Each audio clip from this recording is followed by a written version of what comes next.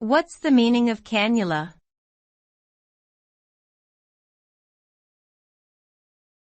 Cannula.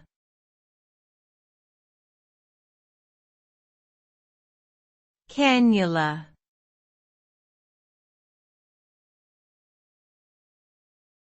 Cannula.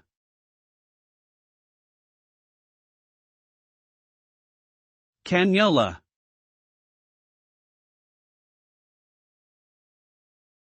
A cannula is a thin hollow tube that is inserted into the body to administer or extract fluid or gas. It is commonly used in medical procedures such as drawing blood, injecting medication, and providing oxygen to patients. Cannulas come in various shapes and sizes and are made of materials such as plastic, metal, or silicone. The use of a cannula can help medical professionals perform procedures more efficiently and with less discomfort to the patient.